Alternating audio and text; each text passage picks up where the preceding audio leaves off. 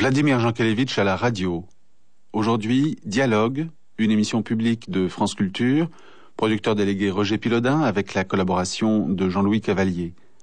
Pour la philosophie, voici un extrait du dialogue enregistré en mars 1975 au Centre international de Paris avec Vladimir Jankélévitch, professeur de philosophie morale à Paris 1, et Michel Serres, professeur des philosophies des sciences à Paris 1 également.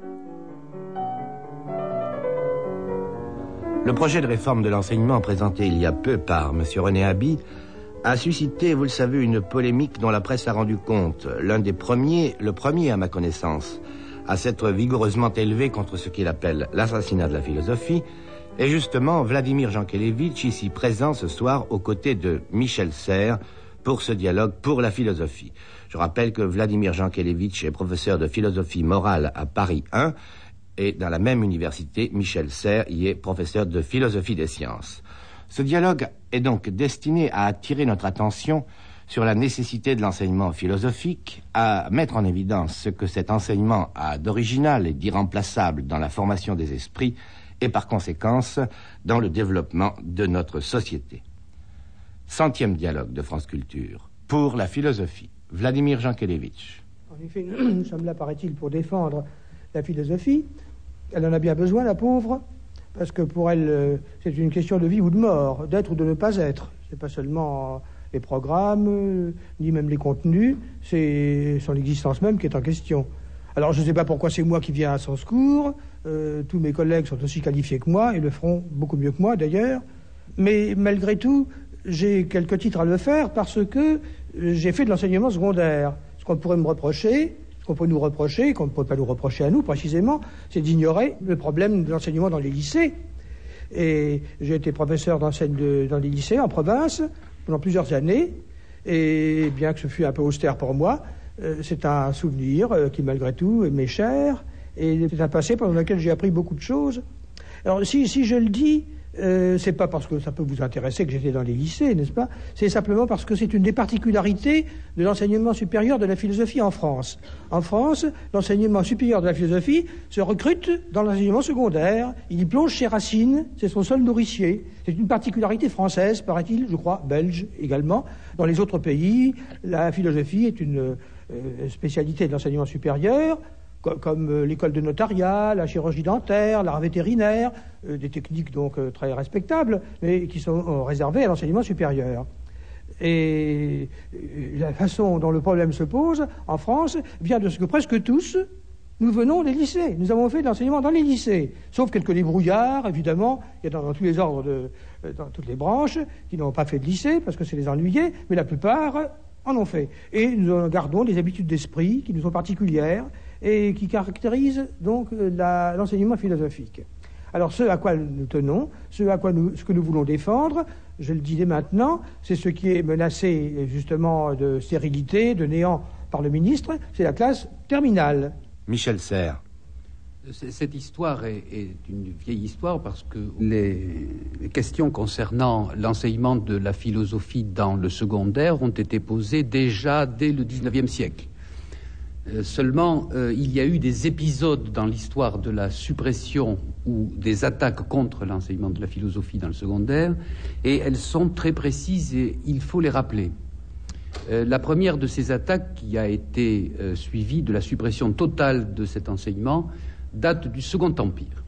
C'est à l'époque de Napoléon III que la philosophie a été suspendue dans les classes secondaires. Elle n'a été rétablie qu'après la guerre de 1870-71.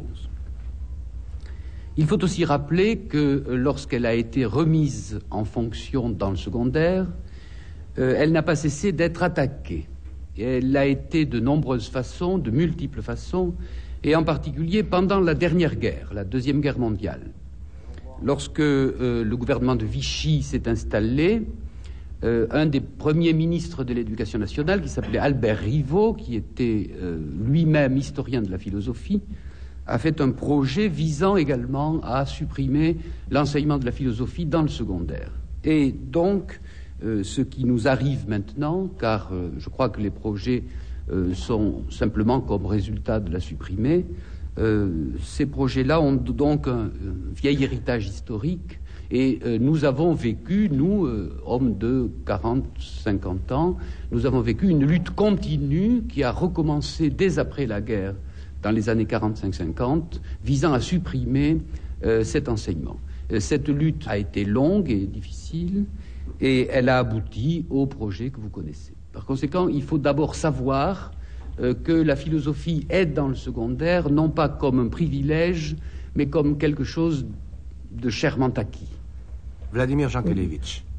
Je crois savoir en général que les gouvernements autoritaires ne sont pas très au clair avec ces problèmes. Tantôt ils considèrent que la philosophie est nuisible ou les humanités, tantôt au contraire qu'elles servent leurs intérêts. Je me rappelle que mon père me disait cela, en Russie, au temps du tsar, alternativement, les ministres de l'instruction publique supprimaient les humanités ou les rétablissaient. Les supprimaient parce que les humanités parlent de la République romaine, enfin, éveillent des concepts éthiques dont le tsar s'accommodait mal, et quelquefois, au contraire, les rétablissent comme étant réactionnaires. Donc, ils ne sont pas très décidés sur ce point. Et pour la philosophie, c'est un peu la même chose, je pense. Exactement. Ça m'a l'air, je crois que c'est un peu équivoque. Alors, qu'est-ce qu'on nous offre en pâture avec cette réforme? Eh bien, on nous offre... C'est très habilement calculé, à mon avis, et calculé de manière à rendre la philosophie complètement inoffensive. D'abord, on nous fait un cadeau empoisonné, un cadeau qui ressemble à un cadeau, c'est-à-dire la philosophie est en fait réservée à l'enseignement supérieur. La terminale est une option, optionnelle, comme on dit dans le langage inimitable des ministères, est une option, et à part ça, dans l'enseignement secondaire, il y aura 3 misérables heures en première, c'est-à-dire moi pour les sciences économiques ou pour, je ne sais plus pourquoi, autant que pour le dessin d'imitation et l'éducation physique, et le fait qu'elle est ainsi une spécialité parmi d'autres, à laquelle on consacre 3 heures par semaine, la rend complètement inefficace. Et c'est évidemment le but recherché. Le but est donc, finalement, de supprimer le message qu'elle apporte aux jeunes gens, et le message auquel il décide de supprimer la communication entre les uns et les autres, et c'est assez machiavélique d'ailleurs. Elle devient une spécialité, une technique, ce que justement elle n'est pas. Et c'est donc cela qui, à mon avis, est le but recherché, c'est le rabougrissement, le ratatinement de la philosophie, qui doit se recroqueviller sur elle-même, de façon à n'être qu'une technique, ce que précisément elle n'est pas. Une technique et dont évidemment les étudiants se désintéresseront vite, et surtout qui supprime la chose importante entre toutes, qui est l'enseignement secondaire pour un professeur de lycée. Ce sont les seules années pendant lesquelles un professeur de philosophie parle à tout le monde, y compris à des jeunes gens qui ne feront pas de la philosophie leur spécialité. Quand nous sommes entrant dans les facultés, eh bien, on a affaire à des spécialistes. Alors là, ça devient déjà inoffensif. Les philosophes parlent aux philosophes, comme on disait pendant la guerre, les Français parlent aux Français, les philosophes parlent aux philosophes, ça tourne en rond, c'est une société close, et dans laquelle alors la philosophie est réduite, va mourir d'atrophie, puisque dans le projet ministériel, nous n'aurons dans les facultés que les gens qui ont choisi en terminale la spécialité philosophique, comme ils choisissent par ailleurs l'art dentaire ou le droit. Alors, qui va choisir l'enseignement philosophique, puisque tout est fait actuellement pour dissuader les étudiants, les élèves, d'entrer dans cette classe maudite, n'est-ce pas? Et maintenant, ils songent à leur avenir, à des débouchés, comme ils disent, et comme ils ont raison de le dire, et comme actuellement, la philosophie subit des attaques concentriques de tous les côtés, bafouée, moquée, traînée dans la boue, piétinée, et que ceux qui l'enseignent sont tournés en dérision, que d'autre part, les places mises au concours diminuent d'année en année, et que bientôt peut-être il n'y aura plus de concours du tout. Alors, vraiment, les gens qui vont entrer dans ces terminales sont vraiment destinés au sacrifice. C'est une abnégation héroïque que de se destiner à la philosophie. Mais oui. Je crois qu'il faut savoir, il faut dire publiquement que ce projet arrive à une période tout à fait précise. Vladimir Jankélévitch a dit à juste titre les conditions politiques de la chose. Je voudrais en dire les conditions générales. Il faut savoir, et je dirais tout à l'heure que peu de gens le savent, il faut savoir que ces projets ont été décidés au moment précisément où on assiste en France à une explosion extraordinaire de vitalité de la recherche et de l'enseignement philosophique. Il faut savoir que depuis 20 ans, en philosophie, il se passe des choses en France. Il s'en passe beaucoup. Il s'en passe tellement qu'il ne s'en passe que là. et que si vous voyagez dans les universités étrangères, aussi bien en Amérique qu'en Europe, vous vous apercevrez que l'étranger, je le dis parce que je l'ai vu et vécu, que les étrangers ont les regards fixés sur ce qui se passe actuellement en France. Tout se passe, si vous voulez, comme si en économie, ça serait au moment où une usine tourne à plein rendement qu'on interdit son exportation et qu'on l'arrête de fonctionner. Et je crois que ceux qui suppriment la philosophie le font comme dans une vieille lutte d'arrière-garde où on pense à ça comme ce à quoi on a été condamné autrefois, il y a 40 ans ou il y a 30 ans. Enfin, tout se passe comme si ceux qui s'occupent de la culture et de la philosophie en France ignoraient absolument les productions de ces disciplines depuis quelques années. Alors je crois qu'il faut le dire d'abord en public, parce que ces choses-là ne se savent pas forcément, mais il faut le dire aussi à ceux qui nous gouvernent, qui visiblement l'ignorent. Et puis vous ajoutez d'ailleurs, autant que je le sache, il paraît que ça se dit au ministère, il paraît que, parce que je ne sais pas ce qui se dit au ministère, mais dans les calculs qu'ils font, ils savent très bien que la philosophie en France est très jeune, et que la moyenne d'âge des professeurs de philosophie en France est de 32 ans. C'est le chiffre que j'ai retenu. Donc un professeur de philosophie, c'est jeune actuellement. Donc l'image traditionnelle du vieux professeur de philo, tout couvert de poussière, de poils, enfin comme que nous avons connu, quoi, un vieux fossile. Tout ça, c'est une imagerie tout à fait dépassée. Les professeurs de philosophie sont jeunes, très proches de leurs élèves, parlent avec eux. Quelquefois ils se tutoient, bon, c'est leur droit, et sont camarades. Et il y a une espèce de fraternisation, de sympathie et une rénovation des méthodes pédagogiques. Je vois dans la salle du reste quelques jeunes maîtres que je connais bien, quelques-uns viennent de notre enseignement, j'en suis très content et très fier, et il y a donc une atmosphère tout à fait différente et un échange, et c'est le moment qu'ils choisissent pour détruire ça. C'est ça, c'est le moment où ça marche le mieux, quoi, disons, pour parler rapidement. Et puis certainement cette fraternisation, ça leur déplaît. Attends, je ne sais pas. Vous ne savez pas? Oui, j'ai peur de devoir dire que oui. Et puis alors surtout, n'est-ce pas, je voulais aussi ajouter ceci, ce qui me paraît important, c'est cette ouverture à tout le monde, que rien ne remplace. Et par exemple, très souvent, ça doit vous arriver à vous aussi, les témoignages les plus touchants qui reviennent à nous, enfin touchants, vous comprenez, je suis pas tellement... oui, ça me touche, viennent de non-philosophes, de médecins qui ont suivi nos cours, n'est-ce pas, de mes années de lycée, des médecins, des juristes, notamment des médecins, et qui ont beaucoup de gratitude, d'abord de la nostalgie de l'enseignement philosophique dont ils ont besoin, paraît-il, et la gratitude envers ceux qui les ont initiés, quelque chose d'absolument nouveau, dont ils ressentent le besoin, et c'est eux qui défendent la philosophie, et qui la défendront souvent mieux que nos collègues, mieux que nous-mêmes. Je voudrais signaler par exemple que depuis 2 ans, il existe à l'École normale supérieure un séminaire, on appelle ça un séminaire, et qui est intitulé « Séminaire de philosophie et mathématiques ». Ce séminaire, qui n'existe nulle part ailleurs dans le monde, groupe à peu près tous les grands savants du moment, c'est-à-dire des mathématiciens, des physiciens, des chimistes, des biologistes. Ils vont pour étudier ce que d'abord d'autres savants font en même temps qu'eux, mais aussi des philosophes. Le succès a été tel d'ailleurs qu'il a surpris ceux qui l'ont organisé. De sorte qu'il y a en milieu intellectuel, en milieu savant et en milieu étudiant, un regain d'intérêt absolument inouï pour la philosophie. Alors je reviens encore aux stratagèmes vraiment machiavéliques qui sont appliqués dans cette réforme et qui n'apparaissent pas au premier coup d'œil. Quand on nous offre ce magnifique cadeau de 3 heures en première et ensuite une terminale qui sera une option. Alors ce que l'on supprime, je le répète, c'est le contact avec tout le monde. Dans les universités, auxquelles donc la terminale prépare immédiatement, parce que la terminale qui s'appelle une option, c'est un euphémisme pour sélection. Quand on dit une option, ça paraît libre. Option, opter, c'est à faire un acte d'homme libre. Mais quand l'option est conditionnée et que celui qui opte est déjà aliéné, est obligé de choisir ce qu'il choisit, c'est se moquer de lui, de dire qu'il choisit. En fait, c'est une sélection qui n'ose pas dire son nom. Alors, il vaut mieux le dire. Mais c'est ce qu'on n'avoue pas, à mon avis.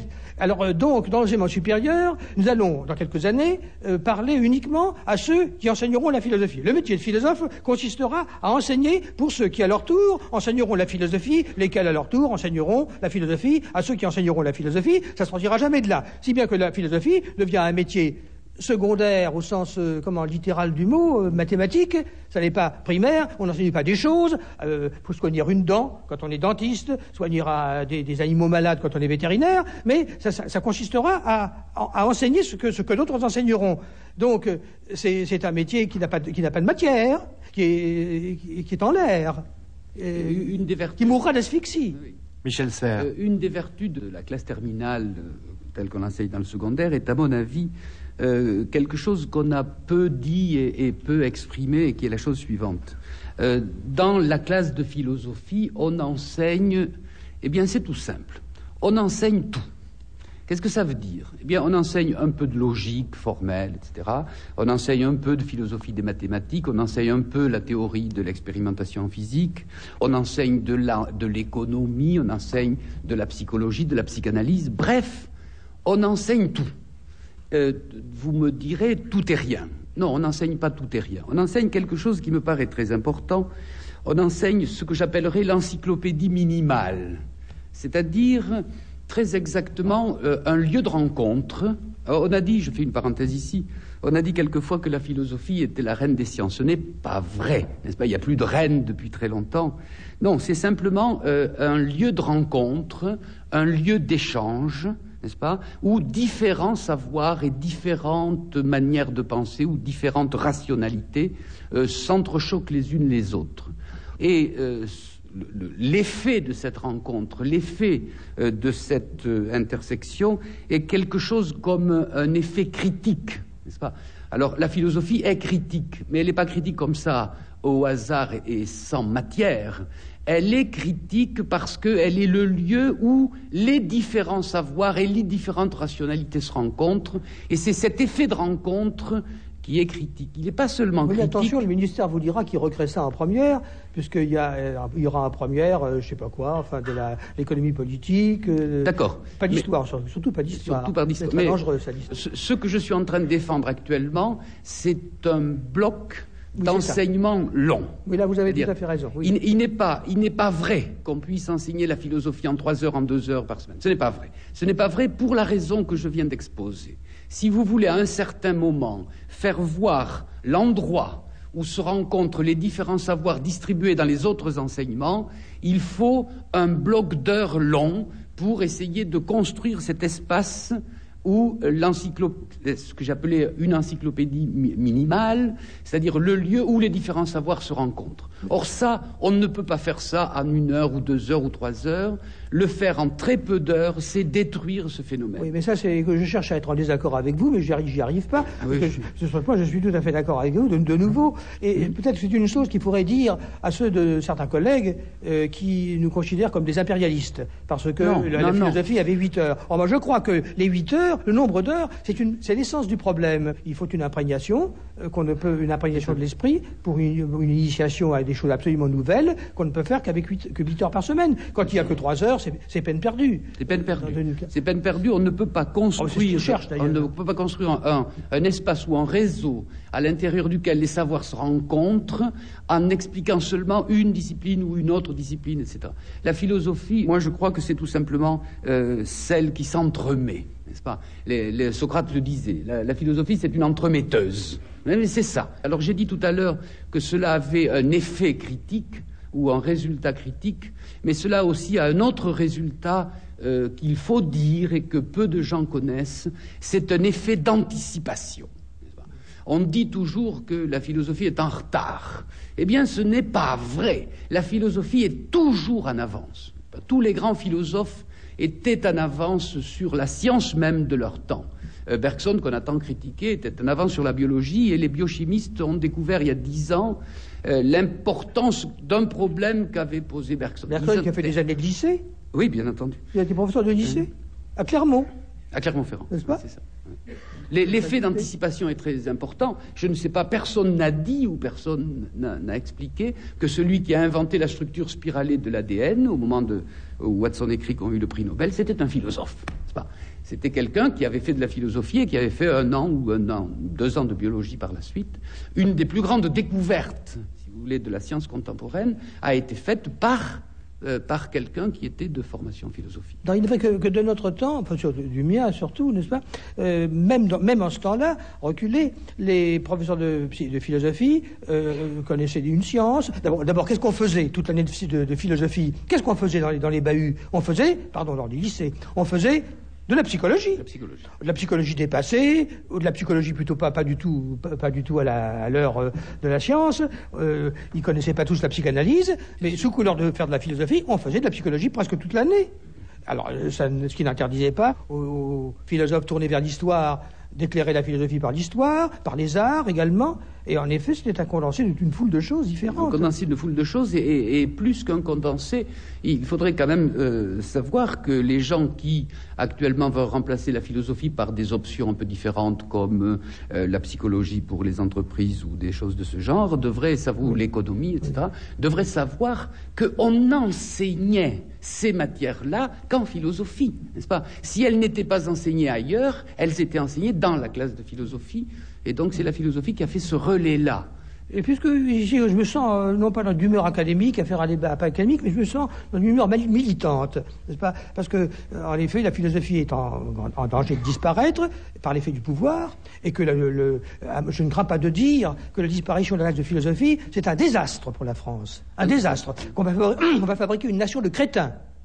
C'est la crétinisation du pays. Je voudrais définir le crétin, s'il vous plaît. Le crétin, pour moi, c'est... L'abruti, si vous voulez. Oui, non, c'est quelqu'un qui saura des sciences différentes et qui n'aura pas de liaison entre elles. Oui. On peut appeler ça un instruit inculte.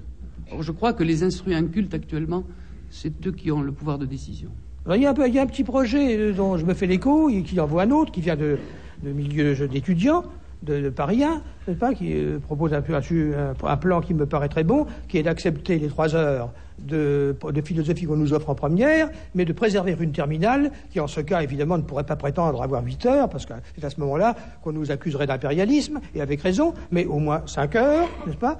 3 plus 5 égale 8, ça ferait le même total, mais on préserverait quand même la terminale. Ça me paraît très bon, n'est-ce pas, d'avoir à la fois la première, et puis une terminale dont le nombre d'heures est à débattre, mais qui préserverait le principe de la terminale, qui pour moi est très important.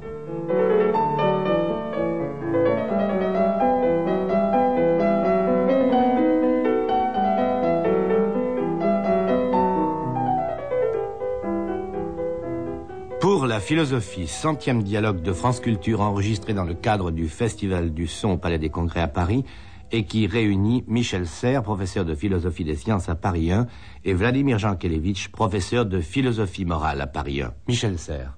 Je voudrais vous poser une question. Vous avez dit dans un article que la philosophie, ça ne servait à rien. Vous pourriez nous expliquer cette chose-là? J'ai dit que ça ne servait à rien. Oui. J'ai dit ça avec humour, probablement. Oui, c'est ça. Je voudrais que vous exprimiez là votre point de vue sur ce point. Il y a un de nos collègues qui a récemment dit ça dans un quotidien du matin et dans un très bon article, et qui a dit la philosophie est inutile, par conséquent, elle est comme toutes les choses utiles, elle est inutile. Mais je comptais sur ça pour mon effet de la fin. Bon. Alors, je ne veux pas le dire maintenant. Vous savez rien? Mais non, pas du tout. Oui. Mais moi, j'ai envie de dire quelque chose. Dites-le quand même. Sur ce point. Oui. On parle souvent de l'utilité des choses à ce point de vue. À quoi ça sert? Je voudrais quand même, s'il y a dans la salle des gens qui ont fait des études scientifiques, c'est mon cas, n'est-ce pas? Je voudrais qu'on soit sérieux sur le point de l'utilité, n'est-ce pas? Bien des gens qui se sont épuisés pendant 3 ans dans leur jeunesse à résoudre des équations différentielles du second ordre, n'est-ce pas, ont été nommés par la suite administrateurs et signent des ordres de service ou des factures toute l'année, de sorte que les mathématiques, ça ne leur sert à rien, n'est-ce pas? Et une grande partie de la physique qu'ils ont appris ne leur sert à rien non plus, et ainsi de suite. Par conséquent, sur le critère d'utilité, on peut se battre au point de dire que pour 95% des Français, ce qui leur sert tous les jours, c'est les 4 règles et l'orthographe, et encore, n'est-ce pas? Bon, la philosophie, à mon modeste avis, qu'est-ce que c'est? Eh bien, c'est l'anticipation du savoir et des pratiques de l'avenir. Elle a toujours fonctionné comme ça, et je crois bien qu'elle fonctionne encore comme ça. C'est l'anticipation du savoir et des pratiques de l'avenir, et supprimer la philosophie, c'est supprimer ce type d'avenir. D'autre part, elle ne sert à rien, mais le mot servir a 2 sens, n'est-ce pas? Il a d'abord un sens d'utilité, mais il a aussi un sens d'esclavage, n'est-ce pas? Ça sert à quoi, on dit? Ça ne m'intéresse pas beaucoup de savoir à quoi ça sert. Ce qui m'intéresse, c'est de savoir qui je sers, n'est-ce pas ? Et j'ai été tout à fait ravi de faire de la philosophie dans ma vie après avoir fait la plupart du temps de la science. J'y ai appris qu'une chose, c'est que je sais maintenant que je ne sers personne. Je crois que c'est un problème très important de voir à quoi ça sert est dérivé de son sens fondamental, comme si on servait à quelque chose qui était un objet. Non, on ne sert jamais que des personnes. Je crois que c'est ça la question. Vladimir Jankélévitch. Si vous permettez, mon cher ami, parce que je vois que le temps passe, il y a un problème qui est très compliqué et qui fait que, malgré tout, ça n'est pas simple et que nous sommes en mauvaise posture, sur de la défensive et qui explique d'ailleurs ma mauvaise conscience, peut-être la vôtre aussi. C'est l'ambiguïté même de la fonction contestataire de la philosophie. Vous savez, ce fameux mot contestation qui a empêché les milliardaires de dormir pendant les journées de mai 68, n'est-ce pas, ce mot contestation, et cette fonction contestataire qui va à l'infini et pour lesquelles, enfin, théoriquement, il n'y a pas d'écriteau sur lequel il serait écrit défense d'aller plus loin, n'est-ce pas? En grec, ça se dit anankastenai, enfin, c'est pas encore plus clair en français, il faut s'arrêter. Il faut s'arrêter, et par exemple, il faut s'arrêter devant la philosophie elle-même. Donc, la philosophie contesterait tout, sauf la philosophie elle-même. Alors, si c'est comme ça, est-ce que c'est encore la philosophie? Eh bien, la philosophie n'est la philosophie que parce qu'elle se conteste elle-même et qu'elle conteste sa propre existence. Or ça aide beaucoup le ministère, n'est-ce pas? Et ça aide beaucoup les ennemis de la philosophie. Et il paraît qu'on dit en haut lieu, pourquoi voulez-vous, disent les bureaux, que nous défendions la philosophie plus que les professeurs de philosophie ne la défendent eux-mêmes, parce qu'ils l'attaquent, n'est-ce pas? Et comment? Et en effet, c'est un peu leur vocation. On pourrait même dire qu'en un sens, ils sont là pour ça. Et nous avons appris en 68, dans les années où nous avons beaucoup appris, que les étudiants nous ont appris à réagir contre une espèce de sacralisation de l'exercice philosophique, le pontificat des philosophes, le sacerdoce, le caractère, si vous voulez, irréel d'une société des auteurs du programme, le musée des grands classiques, enfin toutes sortes de valeurs reconnues, et un sacerdoce dont nous serions les officiants. N'est-ce pas? Eh bien, comment sait-on tout cela? Comment savons-nous que la philosophie ne doit pas être un sacerdoce, qu'elle l'est devenue, qu'elle sacralise son propre enseignement, qu'elle devient intouchable, qu'elle est une philosophie de droit divin? Eh bien, par la philosophie. C'est la philosophie elle-même qui nous apprend que la philosophie ne doit pas devenir un sacerdoce, ne doit pas devenir dogmatique, ne doit pas propager un credo. Seulement alors, ce qu'on appelle aujourd'hui la marge de manœuvre qui nous reste est extrêmement étroite, parce que dans les deux cas, alors nous allons crever. La philosophie est condamnée à crever de deux manières différentes. D'une part, si la philosophie s'accepte elle-même de la contestation générale, n'est-ce pas, se sanctifie, devient intouchable. Alors elle devient antiphilosophique et elle se ruine, n'est-ce pas? Elle se renie elle-même. Elle n'est plus la philosophie. Mais deuxièmement, alors les ennemis de la philosophie nous mettent en demeure de rester fidèles jusqu'au bout, c'est-à-dire de contester la philosophie, de la détruire. Nous sommes donc sommés de détruire la philosophie. C'est une tactique courante du côté du fascisme, de la droite, n'est-ce pas? C'est de détruire la liberté au nom de la liberté. On n'a pas le droit de détruire la liberté, et non pas parce que la liberté est intouchable, mais parce que la liberté, il faut donc être libre de détruire la liberté. Et de même, par exemple, ceux qui prêchent la tolérance envers toute chose, sauf envers l'intolérance. Alors c'est ça que je répondrai. Et donc c'est difficile de distinguer par où la philosophie peut se sauver. C'est-à-dire contester toute chose, y compris soi-même, et pourtant subsister comme tel. Alors, mais non pas subsister comme une spécialité intouchable, sacro-sainte, et qui propagerait un credo, mais subsister dans son élan, dans sa volonté de renouvellement, dans un dynamisme qui l'apporte toujours au-delà. C'est l'intention philosophique qui est sacrée. Et de même, Saint Just disait avec raison, pas de liberté pour les assassins de la liberté, ça va sans dire, pas de tolérance pour l'intolérance, puisque la tolérance qui tolérerait l'intolérance, alors qui tolérerait Hitler par conséquent. Alors, qu'est-ce que c'est? C'est une caricature. Donc, l'argument qu'on oppose à la philosophie en l'assommant de se contester elle-même jusqu'au bout, puisque décidément elle est pour la contestation, c'est une imposture, c'est un sophisme machiavélique qui l'amène, l'accuse au suicide. C'est pour qu'elle se suicide elle-même. Et beaucoup de philosophes acceptent ce suicide. Et évidemment, beaucoup de gens se frottent les mains, vous voyez bien, n'est-ce pas? Oui, est-ce que ça vous paraît admissible, ce que je dis là? C'est-à-dire, ça nous rend un métier très difficile, d'ailleurs, ingrat, fatigant, épuisant. Et surtout, ça nous laisse très peu de manœuvre pour nous défendre. Ça ne nous laisse pas du tout de manœuvre. Je pense qu'effectivement, dans les siècles qui nous précèdent, la philosophie, ça a toujours été Socrate en train de mourir. C'est l'exploitation de la dialectique interne qui est inhérente à toute thèse, quelle qu'elle soit. Sommer quelqu'un d'être sincère pour rendre la sincérité ridicule, absurde, impossible. Sommer la philosophie, être philosophique jusqu'au bout, c'est-à-dire de crever, l'inviter à crever, et ainsi de suite pour tout le reste. Oui.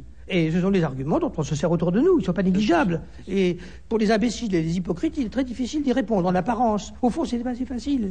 On peut. Je ne sais pas si vous répondriez comme moi. Oui, je répondrai comme vous. Je voudrais dire un mot, je ne sais pas si c'est permis dans une chose sur la défense de la philosophie, je voudrais dire un mot aussi sur l'histoire. Parce que cela nous touche de près, parce qu'une partie de l'histoire, c'est aussi l'histoire de la philosophie. Oui, ce sont nos compagnons de misère. C'est nos compagnons de misère. Effectivement, l'histoire est aussi accablée par les récents projets. Peut-être plus encore. Peut-être plus encore. Parce que le mot même d'histoire a disparu des programmes. C'est ça. Mais à la longue, moins que nous. Parce que c'est l'existence de la philosophie qui est controversable, qui est controversée. L'histoire subsistera même si elle est éliminée de partout. Mais enfin, ils sont malheureux aussi. C'est tout le problème. Enfin, nous sommes solidaires dans le malheur, ils sont malheureux, on va se réunir avec eux d'ailleurs, pleurer ensemble et surtout combattre ensemble. Oui, à propos de l'histoire, je voudrais raconter une histoire moi-même, avec un petit H. Je crois que sur ce point, les projets du gouvernement sont en avance de 10 ans. En avance de 10 ans. En effet, dans un livre qui a eu son heure de célébrité, un romancier anglais qui s'appelait George Orwell a publié sous le titre 1984 une sorte d'utopie politique qui a eu, que je le répète, une certaine diffusion. Et c'était une sorte de société où il y avait vraiment très, très bien organisé technologiquement et politiquement, n'est-ce pas, mais une sorte, si vous voulez, de société cybernétique parfaite, n'est-ce pas, avec un pouvoir tel que... Enfin, je l'analyserai tout à l'heure. Mais comment fonctionnait cette société? Elle fonctionnait avec un petit détail qui vous intéressera peut-être. Ce petit détail, c'est ce qu'on appelle dans le livre le trou de mémoire. Qu'est-ce que c'était que le trou de mémoire? Le trou de mémoire, c'était une sorte d'appareil en forme de trou, hein, où tous les matins, un certain nombre de services administratifs dans les ministères, on reprenait les journaux des années passées et on les corrigeait selon l'événement qui venait d'arriver le matin même, n'est-ce pas? Et les anciens journaux, c'est-à-dire l'histoire, c'est-à-dire le stock, n'est-ce pas, on les précipitait dans le trou de mémoire, n'est-ce pas? Alors, on a une société parfaitement organisée, n'est-ce pas? L'ordre règne à Varsovie, à la condition d'avoir un trou de mémoire. Un trou de mémoire. Alors, on pourra questionner les gens. Hitler connaît pas, n'est-ce pas? L'épouvantable catastrophe d'Hiroshima, on ne s'en souvient plus, et donc on peut recommencer. Une société sans histoire est une société probablement parfaite. Elle n'est même pas cybernétiquement parfaite, puisque la cybernétique, c'est justement des machines qui fonctionnent avec des mémoires, n'est-ce pas? Mais si vous supprimez l'histoire et l'histoire de la philosophie et la philosophie, vous préparez une société à trou de mémoire, n'est-ce pas? C'est-à-dire une société où on pourra recommencer n'importe quoi, puisqu'on n'aura pas conservé la mémoire de ce n'importe quoi. Enfin, tout se passe, si vous voulez, comme si dans cette société-là, si on vous proposait de détruire Notre-Dame pour mettre un parking à la place, vous réagiriez comme ça se passe dans l'invisible des archives et des pensées. Les réactions ne viennent pas, mais c'est la même chose, n'est-ce pas? C'est la même chose de supprimer l'histoire de la philosophie ou de mettre un parking à la place des monuments. C'est inutile, les monuments. C'est parfaitement inutile. Mais nous sommes dans une société où nous commençons à imaginer seulement que ce pourquoi une ville est habitable, c'est parce qu'il y a des arbres dehors et des monuments dedans, et supprimer l'histoire, c'est supprimer les monuments, et supprimer la philosophie, c'est supprimer cette marge d'inventivité dont je parlais tout à l'heure, c'est-à-dire les faubourgs où il y a des arbres. Elle sera belle, la société de plus tard.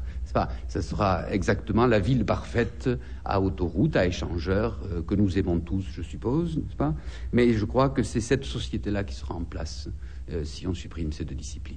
Je crois que c'est très bien d'avoir dit tout ça. Vous défendez la philosophie du point de vue en même temps que l'histoire, des historiens, ce qui est naturel. Oui.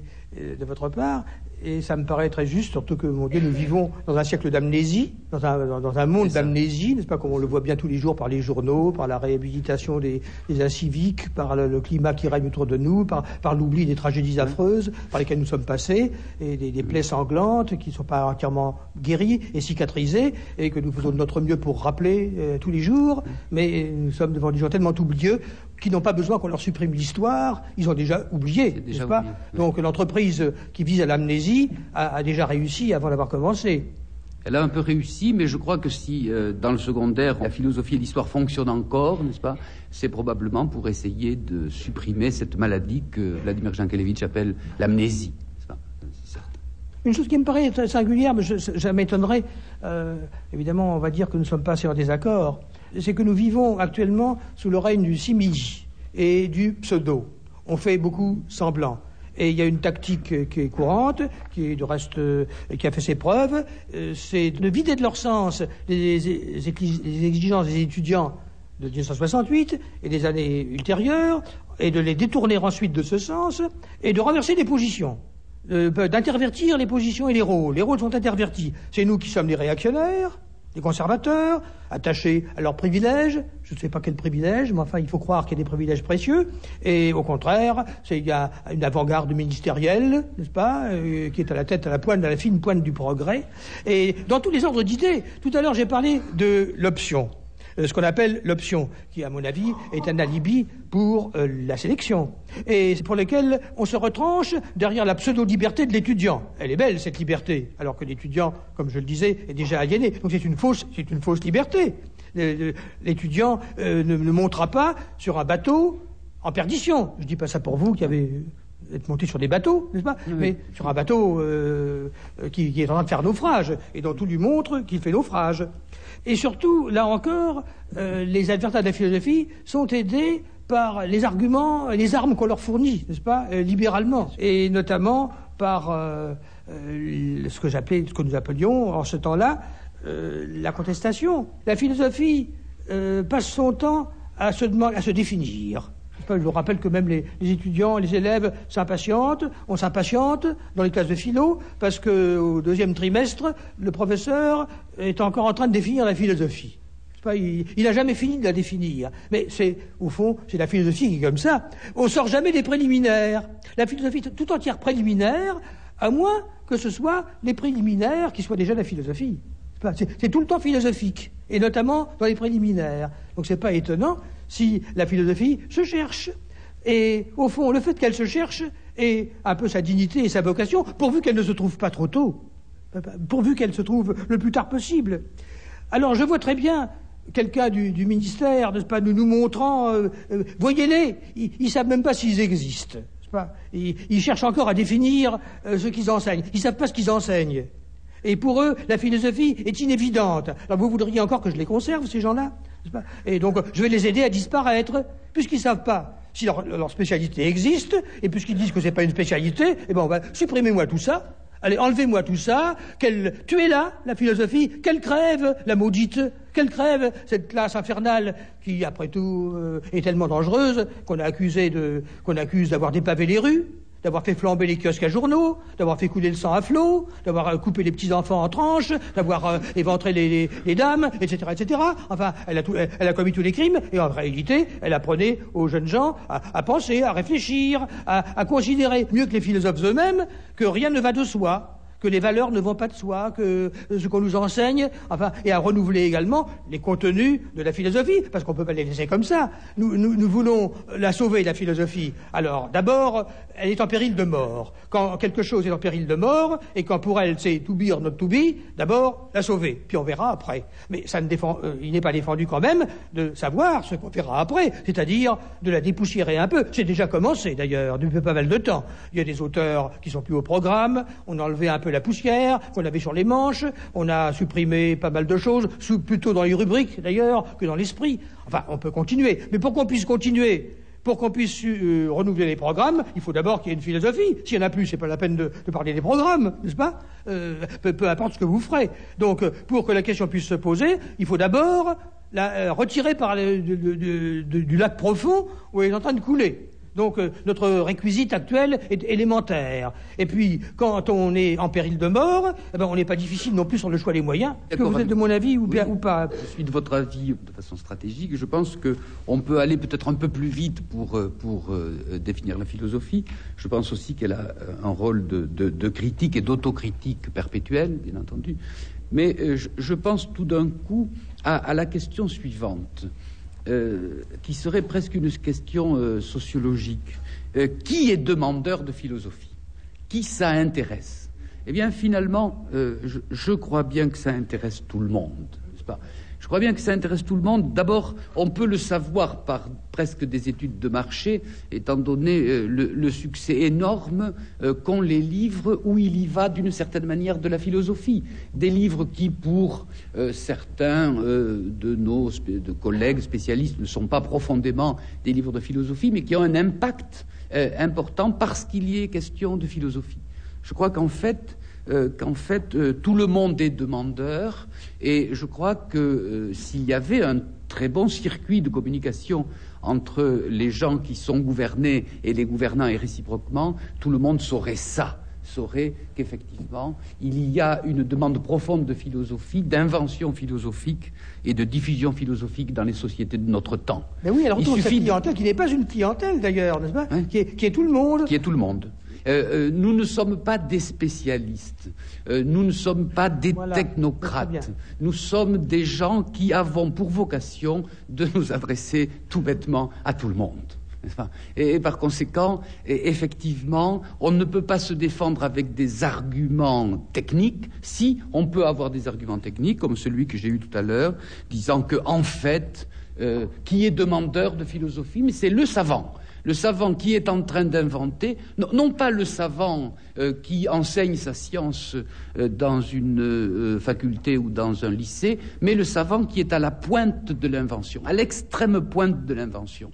Eh bien, celui-là, il est sans arrêt demandeur de philosophie, parce qu'il est toujours en train de se poser des problèmes philosophiques au sujet du travail qu'il pratique. Par conséquent, la demande de philosophie est universelle et elle est aussi particulière que l'on veut. Elle va dans des fines pointes de l'esprit et de la recherche. Je crois bien, Michel Serres, que c'est le moment pour moi de placer mon histoire de chauffeur de taxi, que j'ai raconté plusieurs fois déjà à des amis. C'était en 1968, à une époque où quand le sang coulait à flot dans les rues. Et parmi les incendies, bon, j'ai donc aidé un taxi qui m'a chargé, comme on disait à cette époque, et les chauffeurs de taxi n'aimaient pas beaucoup les étudiants.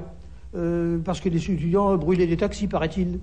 Et alors, il m'avait chargé à Sancier, près de la faculté de Sancier, où nous nous réunissions souvent en assemblée générale pour réformer le monde et la philosophie. Et il m'a dit d'un air hostile, vous venez de là, de Sancier? Oui, j'étais obligé de lui répondre que oui. Et qu'est-ce que vous enseignez là-bas? Misère. Je lui ai dit, la philosophie. La philosophie, ça m'étonne pas. Ça m'étonne pas que ce soit la philosophie. Et alors, qu'est-ce qu'elle chante, cette philosophie? C'est elle qui brûle les kiosques à journaux. À quoi ça sert, la philosophie? Pourquoi existe-t-elle? Alors, à ce moment-là, j'ai eu une lueur de génie. Vous savez, une de ces intuitions qu'on a dans les moments de grand danger, pour se sauver, n'est-ce pas? Alors, j'ai eu une inspiration géniale. Je lui ai dit, la question que vous me posez, c'est la question de la philosophie. C'est la première question philosophique. Alors il s'est retourné vers moi, brusquement, au risque de faire une embardée sur le trottoir, en me disant ça par exemple. Alors quand je vous demande ce que c'est que la philosophie, je fais de la philosophie. Oui, c'est la première question de la philosophie. C'est ce que les philosophes se demandent tout le temps. Ah bah ça c'est intéressant ce que vous me dites là, me dit-il. Je suppose qu'en rentrant chez lui, mais j'ai pas eu le temps de lui expliquer parce que nous étions arrivés. Mais ça m'a ouvert un horizon à cet homme, n'est-ce pas? Je ne sais pas depuis le temps ce qu'il est devenu, mais enfin, évidemment, je l'avais involontairement initié à quelque chose en problématisant la philosophie, en lui disant que c'est ce qu'elle fait depuis son origine, et n'est-ce pas, c'est ce qu'elle fait, Michel? Exactement. Elle fait depuis son origine, elle essaye de se définir, de se trouver, de se chercher, elle n'est pas évidente pour elle-même.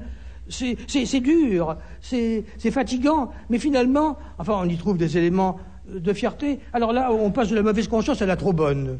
Nous sommes sur le point de devenir des martyrs. Vous voyez, c'est le moment où nous allons être coupables, répréhensibles, de nous poser comme ça, comme des martyrs de l'exercice philosophique.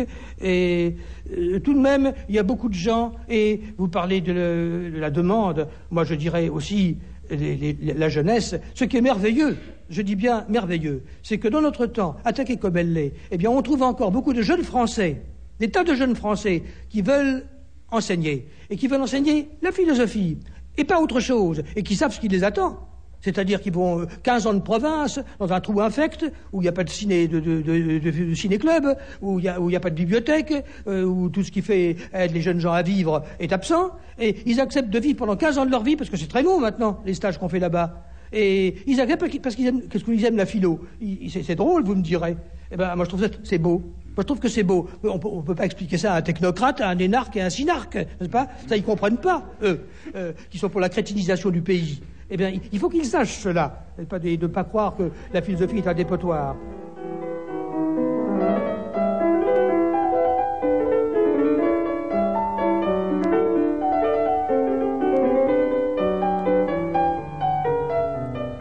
Alors, utile ou inutile la philo?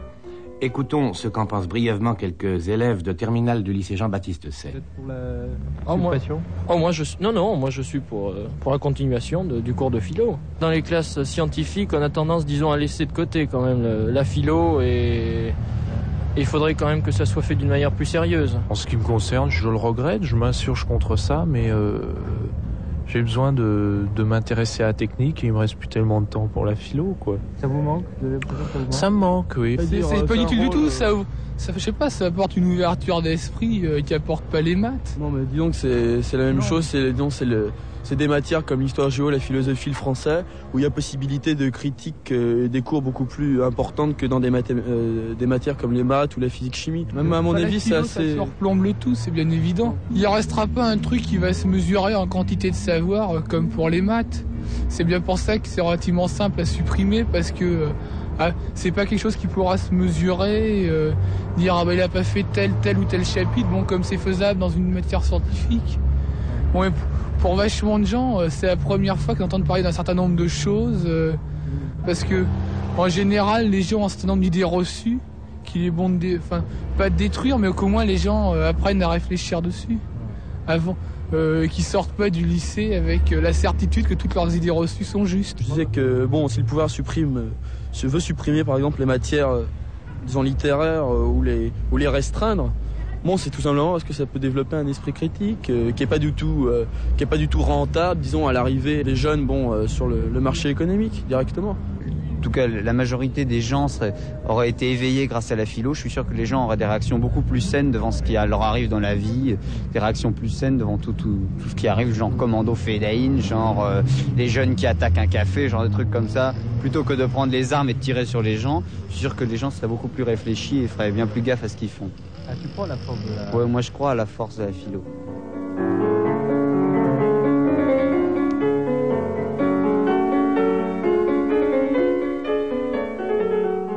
Vladimir Jankélévitch et Michel Serres s'entretenaient ensuite avec le public. En voici, pour finir, un bref aperçu. Vous avez souligné que la philosophie est indispensable à ceux qui sont à la pointe de la recherche. Ça me semble tout à fait évident et je l'ai constaté plusieurs fois. Au moins en sciences humaines, j'ai pratiqué l'économie politique et la psychologie et c'est évident. Mais il me semble que la philosophie est vraiment une chose de tout le monde, même des gens extrêmement peu instruits et de tous les âges même. Parce que les premières questions que l'enfant pose sont souvent des questions auxquelles ne peut répondre que la philosophie. Et je voudrais aussi rendre un petit hommage personnel à monsieur Jankélévitch, que j'ai découvert tout à fait par hasard en tournant le bouton de la radio alors que j'étais étudiante étrangère et plus ou moins perdue comme tous les étrangers en France. J'ai tout fait pour toujours l'entendre, j'ai parlé autour de moi, il y avait des gens qui le connaissaient déjà et qui disaient comme moi c'est inouï, c'est unique, il y en avait d'autres qui ne le connaissaient pas et qui se sont mis à l'écouter. Vladimir Jankélévitch ou Michel Serres peuvent vous répondre maintenant? C'est le bien précieux, ultra précieux, de tous les savants dans la pointe de la recherche, mais d'autre part, c'est aussi le bien universel de tout le monde. Alors j'ai bien insisté sur les deux côtés, je suis content que vous ayez repris cette idée toute simple et capitale au terme de laquelle la philosophie, c'est effectivement l'exercice ouvert à tout le monde, quel que soit son degré de culture, bien entendu. la philosophie n'est pas une spécialité, n'est pas un métier. Je crois que, à ce point de vue-là, je suis content de vivre dans ce pays et dans cette société. Pas dans cette société, pardon, je suis très mécontent, pas à mon aise dans cette société. Mais dans ce pays, oui, parce que les Français ont l'esprit philosophique, la jeunesse française a l'esprit philosophique, et c'est pourquoi c'est un crime de le contrarier. Et la philosophie, c'est la seule spécialité qui n'en est pas une, et qui nous interpelle personnellement. Nous sommes interpellés par elle sur des problèmes qui nous concernent, qui concernent chacun. Alors, ceci dit, naturellement, la question qui se pose, c'est de savoir comment l'exercice philosophique exigerait une catégorie particulière de gens dont la spécialité serait de l'enseigner, n'est-ce pas? Il n'y a pas de difficulté théorique et a priori à cela, surtout que pour le faire bien, pour enseigner la philosophie, il ne faut pas seulement avoir une position sur les problèmes, mais d'abord, il faut connaître le langage, les concepts, la problématique, comme on dit, les problèmes des problèmes qui sont posés en Occident. Et il y a des noms qu'on cite, évidemment, à Tientsin ou à Irkoutsk. Irkoutsk, c'est encore l'Europe, enfin, c'est la Russie. Mais dans les pays très lointains, on ne cite pas les mêmes noms, on ne se réfère pas aux mêmes concepts. Il y a donc des doctrines, des concepts, des phrases que l'on cite et qui sont comme des fanaux, si vous voulez, des phares, des repères par rapport auxquels nous ordonnons nos pensées, n'est-ce pas? En Occident, nous citons Platon et Aristote, nous citons Bergson et je sais pas qui, moi, des penseurs célèbres, Hegel, parce que nous sommes des Occidentaux. Ailleurs, on en citerait d'autres. Ça, c'est la partie matérielle du discours. Et il faut savoir beaucoup de choses pour discuter des problèmes en soi. Et puis, une fois qu'on a fait ça, pendant quelque temps, il faut qu'on se présente nu et inerme et désarmé devant le problème lui-même. Et c'est pourquoi, lorsque nos étudiants nous ont bien parlé en long et en large de Hegel et de Nietzsche, parce que vous savez, c'est un peu leur déformation, due à leur professeur, quand on leur parle de n'importe quoi, le temps, ils répondent, Hegel dit, Descartes dit, et vous, qu'est-ce que vous dites? Qu'est-ce que vous dites, vous? Alors, c'est la seule chose qu'ils avaient oubliée. Au début, ils sont désarçonnés. Ils ne pensaient pas qu'on puisse avoir une opinion. N'est-ce pas? Mais ils s'habituent, et finalement, ils en ont une, et comment? Et ils viennent discuter, non pas sur les opinions, les placitas de X et de Y, de tel ou tel professeur, mais sur ce qu'ils en pensent, eux, n'est-ce pas? Et c'est pourquoi il y a des problèmes qui, auparavant, n'étaient pas philosophiques. Je ne sais pas pourquoi. Des problèmes qu'ils n'avaient pas le droit de citer. Que les professeurs de philosophie, les programmes n'admettaient pas. La mort, par exemple. La mort, c'était pour les prêtres, au lit de mort. Alors il arrivait avec la Bible, n'est-ce pas? Il lisait les prières. La mort, c'est un problème religieux. Et inexplicablement, la mort n'était pas un problème philosophique. Je vous demande un peu pourquoi. Pourquoi c'est pas philosophique? Mais c'est la philosophie elle-même. Et le temps est bien un problème philosophique. Et maintenant, on considère que la mort est un problème philosophique. Et ça a commencé avec Schopenhauer. Vous saviez ça? Schopenhauer est le premier, dans des quelques pages géniales, des compléments au principe monde comme volonté et représentation. Vous voyez, je cite mes auteurs, c'est l'habitude du métier, c'est professionnel, et il nous dit que l'homme est le seul être qui s'étonne d'exister.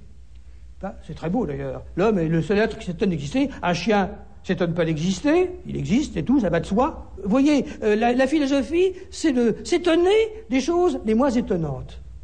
S'étonner d'une chose étonnante, il n'y a pas besoin de philosophie pour ça. C'est pas une comète passe dans la salle, une soucoupe volante, enfin, la montagne Sainte-Geneviève a une éruption volcanique, c'est étonnant, n'est-ce pas? Donc, c'est pas un étonnement philosophique. Mais par contre, s'étonner de vivre, mademoiselle, s'étonner de vivre, c'est la philosophie même.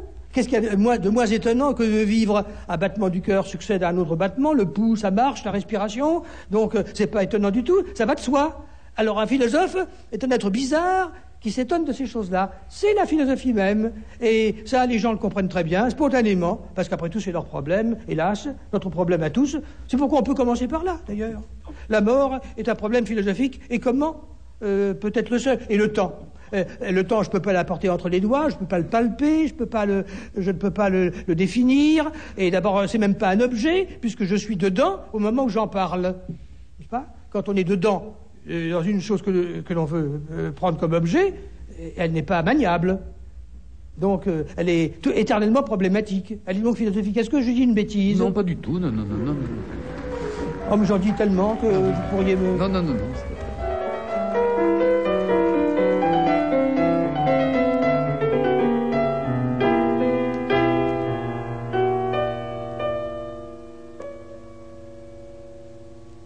C'était Pour la philosophie, un dialogue qui réunissait Vladimir Jankélévitch et Michel Serres et diffusé la première fois le 18 mars 1975.